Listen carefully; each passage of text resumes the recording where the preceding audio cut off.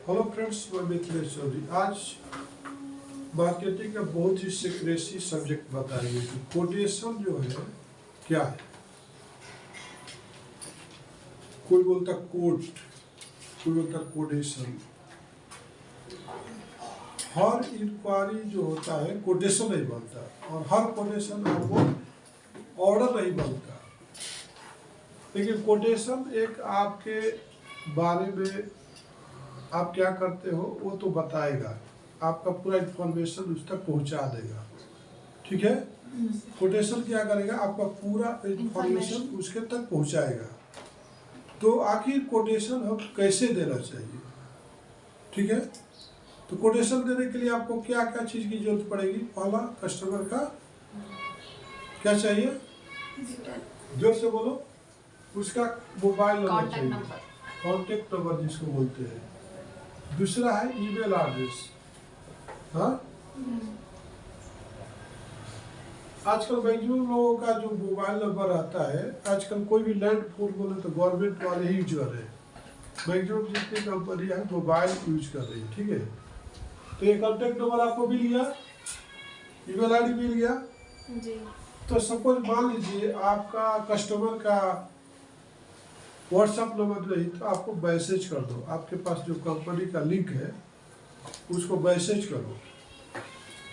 Quotation देने के लिए पहले आपको क्या क्या चीज़ जरूरत पड़ेगी, क्या क्या चीज़ जरूरत पड़ेगी? कस्टमर को पूछिए कि आपकी लीड्स का मालूम करिए, उसका क्या लीड्स क्या है, क्या है उसकी लीड्स क्या है, मतलब उसकी जरूरत क्या है, उसका डिस्क्रिप्शन आपको मालूम होना चाहिए। सपोज मान लीजिए आपका एग्जाम्पल लेता हूँ कि 230/67 PVC वाटर स्टॉपर चाहिए। ठीक है, तो ये आपको मालूम हो गया कस्टमर को कितना चाहिए क्वांटिटी। तो ये जो वर्ड आए इसको क्या बोलेंगे? डायमेंशन बोलेंगे। क्या बोलेंगे? डायमेंशन। डायमेंशन बोल सकते, साइज बोल सकते। ठीक है, तो आपको पहले क्या मालूम करना था, साइज या डायमेंशन।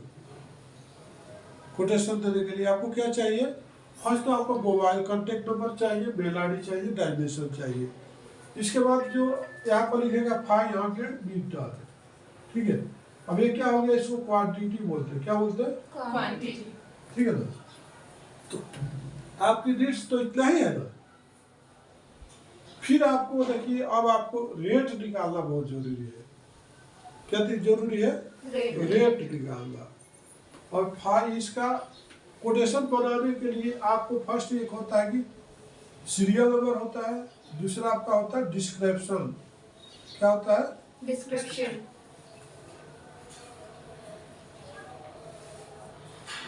डिस्क्रिप्शन। इसके बाद आता है आपका HSN कोड। हाँ, HSN कोड। HSN कोड आता है, क्वांटिटी। ठीक है ना। इसके बाद आता है क्वांटिटी कितना है, इसके बाद यूनिट क्या है, इसके बाद रेट क्या है, इसके बाद अमाउंट क्या है। ठीक है ना, बात समझ में आ गया। तो ये जो आपका आ जाएगा 230 आपका आ जाएगा कहाँ पे? डिस्क्रिप्शन में आ जाएगा। ठीक है जी सर। यहाँ पे आपका HSN कोड आ जाएगा, इसका 30 कुछ है ना, 39259090 9090। इसका HSN कोड, सबका एक HSN कोड है। जिस हर आदमी का एक कोड है ना, हर आदमी का पासवर्ड है। तो गवर्नमेंट का GST लेने का एक कोड है जो कोई इसी कैटेगरी में प्रोडक्ट आएगा। ठीक है, जैसे आपका होज का है 409 हो जाएगा, बोल्डिंग प्रोडक्ट है 408 हो जाएगा। तो हर चीज का, और एक्सक्लूडिंग प्रोडक्ट है तो 4016 हो जाएगा। इस तरह सबका एक HSN कोड है। और स्टील का है जैसे 7308 हो जाएगा। तो ये आपको HSN कोड जो है आपको कंपनी प्रोवाइड करती है, और आप गूगल पे भी जाके मालूम होता है, आपको HSN कोड मालूम होता है। तो आपने यहाँ पर क्वांटिटी डाल देना कि जैसे 500 पीस। अब इसका यूनिट क्या, कस्टमर यूनिट क्या है, तो यहाँ पर मीटर में पूछेगा कितना मीटर चाहिए। ठीक है ना, अब आपको रेट मालूम करना है, साइज आपको मालूम है, रेट कैसे मालूम करेंगे, और लेने वाला कौन है। जैसे आप होलसेल का दुकान पे जाते हो तो उसका होलसेल वाला आपको बोलोगे कि हमको एक क्लॉथ चाहिए, एक शर्ट चाहिए, नहीं देगा। आप बोलोगे होलसेल वाले के पास एक साड़ी चाहिए, नहीं देगा। उसी तरह से आप कंपनी में जाते हो, एक बंडल चाहिए, 2 बंडल चाहिए, 50 मीटर चाहिए, तो क्या वो 50 मीटर को होलसेल का तो रेट नहीं देगा ना, देगा। तो आपको माइंड में क्लिक होना चाहिए कि कोटेशन लेने वाला कौन है, कोटेशन कस्टमर किस टाइप का है, और कस्टमर कितने तरह के होते हैं। एक तो होता है एंड यूजर, जिसको लास्ट जाके वहीं पर रुकना है, मतलब वो यूजर है,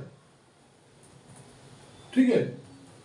एक होता है कि मीडिएटर, जिसको एजेंसी बोलते हैं, रिसेलर बोलते हैं, मतलब ले करके फिर दे रहा है, ठीक है, मीडिएटर हो गया, ठीक है। कस्टमर 2 तरह के होते हैं, एक होते हैं ट्रेडर, ठीक है, एक होता है एंड यूजर। तो आपको ये मालूम करना होगा कि भाई जब ये सामने वाला एंड यूजर है कि रिसेलर है, कैसे पता चलेगा, कैसे आप फोन करके बात करोगे तो कैसे मालूम होगा, कैसे आइडेंटिफाई करोगे कि एंड यूजर है या रिसेलर है, कैसे मालूम। हाँ राइट, आप बोलो कैसे मालूम होगा कि वो एंड यूजर है या रिसेलर है, बोलो। कस्टमर ही बोलते सर। सब कस्टमर थोड़े बोलेगा, झूठ भी बोल सकते हैं ना। अभी तो अभी सैंपल ले रहे हैं, लेकिन हम रेगुलर लेते हैं, पूछ सकते हैं ना सर उनको। अब क्वांटिटी लिया तो वो लोग हम बोलेगा अभी ये सैंपल 2 ही बंडल लेते हैं, बाद में आपको 1000 का ऑर्डर देते हैं, ऐसा बोल के ऑर्डर आता ना कस्टमर। जी सर। होता है एक्चुअल इंडिविजुअल, तो अगर आपको ऐसा लगेगा ये रिसेलर है, जी सर। तब समझेगा। अब दुकान पर जाओ, होलसेल, अभी तो मैंने को एक ही कपड़ा दे दो, एक सब में से दे दो, सैंपल लेके जाऊंगा, तो क्या आप एक 12 पीस का पैकिंग आता, साड़ी सूट आता, एक निकाल के देते, फिर वो मैचिंग खराब होता। एक धागा एक डाबा में आता है, रील आता, उसको एक से निकाल के देते, नहीं देते। तो आपको समझना होगा कि बोलना होगा सर आप ये जो पीवीसी वाटर स्टॉपर ले रहे हैं, तो ये कौन सा प्रोजेक्ट के लिए ले रहे हैं, आपका प्रोजेक्ट क्या है, कहाँ पे यूज करने वाले हो, कैनाल में, वा स्विमिंग पूल बना रहे हैं, ये ब्रिजेज में, डैम्स में, किस में, वो बोलेगा हमारा ये प्रोजेक्ट है, और कहाँ पे चाहिए आपको। हाँ, ये प्रोडक्ट ले रहे हो, लेकिन कहाँ पे चाहिए, कौन सा स्टेट में चाहिए, किस जगह पे चाहिए, इतना जब आप पूछोगे तो आप उसको मालूम हो जाएगा। आप कस्टमर के पास आप जाते हो दुकान पे, ठीक है,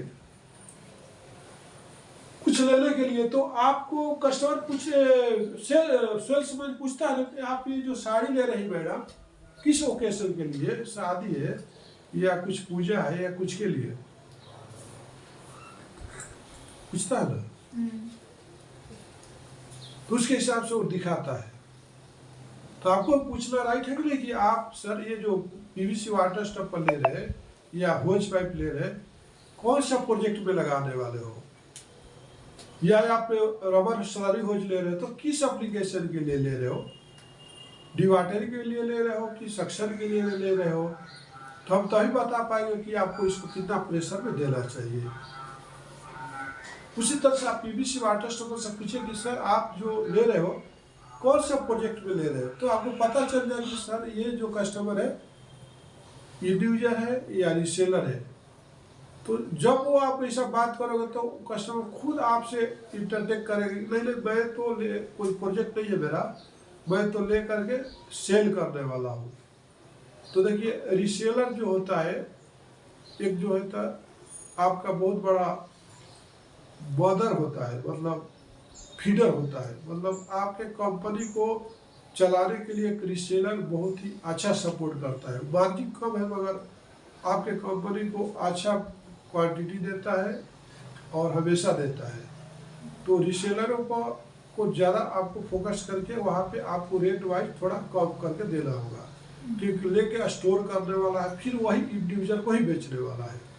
और इंडिविजुअल के लिए आपको जो रिसेलर आपको, जैसे कि आप कभी कॉन्फ्रेंस में बात करते होंगे, जैसे कि आप 230/6 का किसी कस्टमर से, जैसे आपका मान लीजिए चेन्नई में कोई सप्लायर है और कस्टमर भी चेन्नई का है, सपोज अहमदाबाद का आपका एक सप्लायर है और अहमदाबाद का ही एक कस्टमर को बोलता है कि मेरे को आज ही पीवीसी वाटर स्टॉपर चाहिए, तो क्या आपको पॉसिबल है हैदराबाद से आज देना उसको?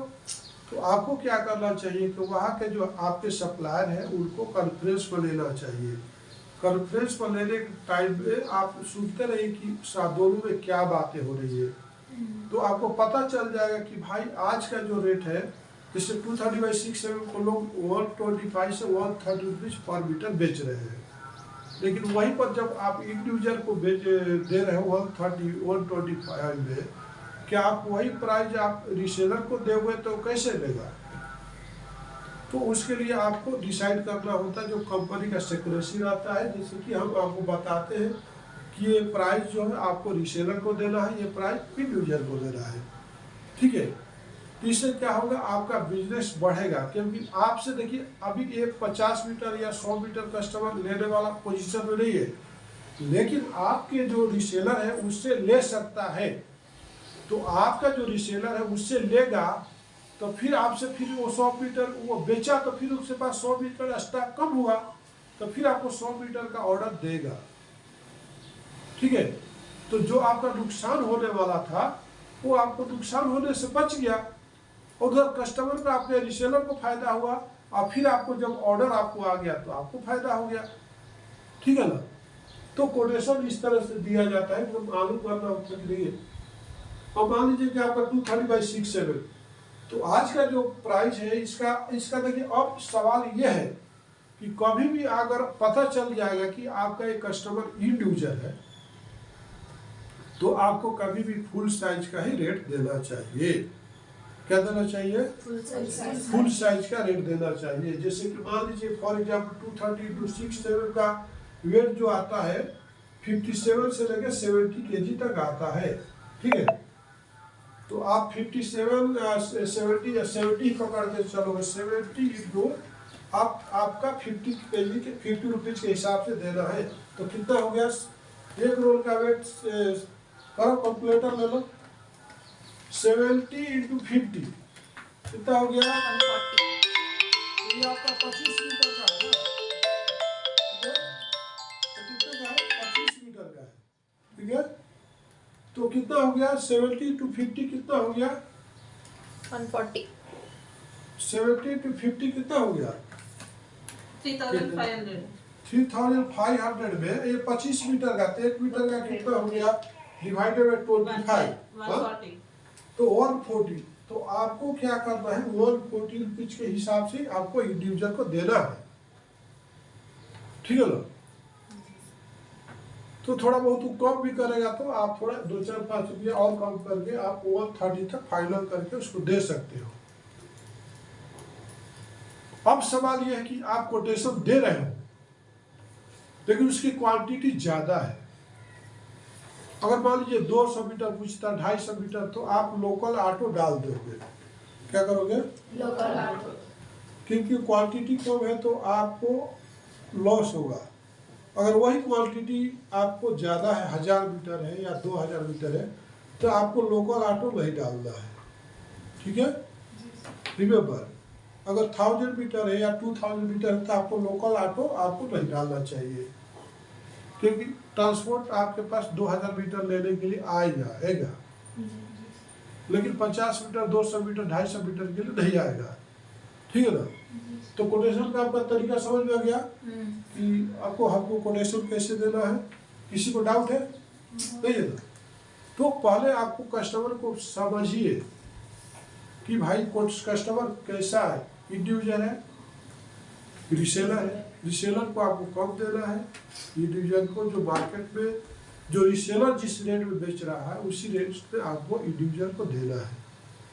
और कस्टमर भी जहाँ से जिस जगह से आज ही लेना चाह रहा उस जगह से आपको वहीं से प्रोवाइड करना है, वो आपको आपका सर्चिंग और आपका नेटवर्क होना चाहिए। नमस्कार, धन्यवाद।